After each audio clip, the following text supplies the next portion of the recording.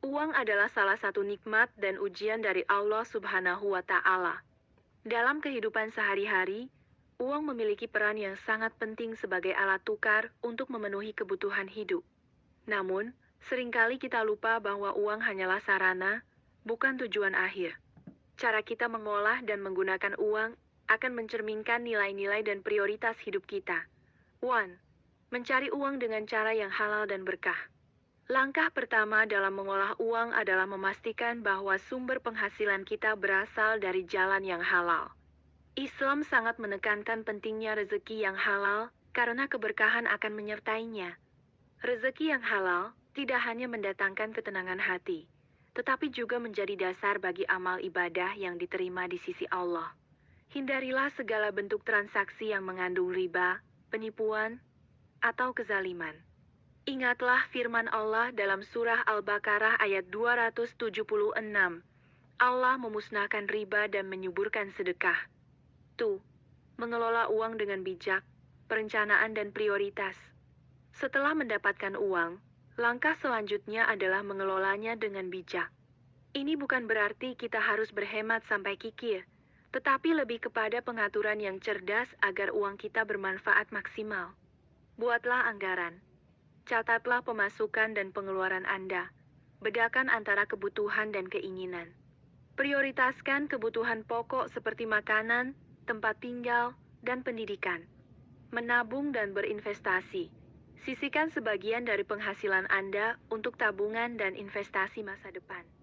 Tabungan dapat digunakan untuk dana darurat atau tujuan jangka pendek, sementara investasi dapat membantu mengembangkan kekayaan Anda dalam jangka panjang. Tentu saja dengan cara yang syar'i. Hindari utang yang tidak perlu.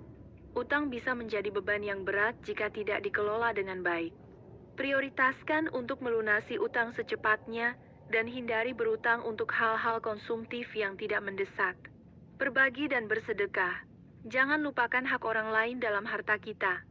Sedekah, infak, dan zakat adalah bentuk syukur kepada Allah dan cara membersihkan harta. Dengan berbagi, Allah akan melipat gandakan rezeki kita dan memberikan keberkahan yang tak terhingga. Dan apa saja yang kamu infakkan, Allah akan menggantinya dan dialah pemberi rezeki yang sebaik-baiknya. Sri, menghindari sifat boros dan kikir. Islam mengajarkan keseimbangan. Kita tidak boleh boros, menghambur-hamburkan uang untuk hal yang tidak bermanfaat, karena pemboros adalah saudara setan.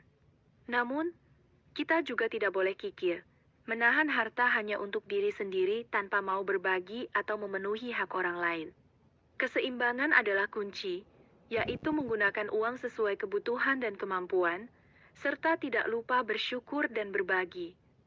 Hadirin sekalian, mengolah uang adalah bagian dari ibadah kita kepada Allah. Dengan rezeki yang halal, pengelolaan yang bijak, dan hati yang dermawan, insya Allah harta kita akan menjadi berkah di dunia dan bekal di akhirat. Mari kita jadikan uang sebagai alat untuk mendekatkan diri kepada Allah, bukan justru melalaikan kita darinya. Semoga Allah senantiasa membimbing kita dalam mengelola rezeki yang telah Dia amanahkan. Wassalamualaikum warahmatullahi wabarakatuh.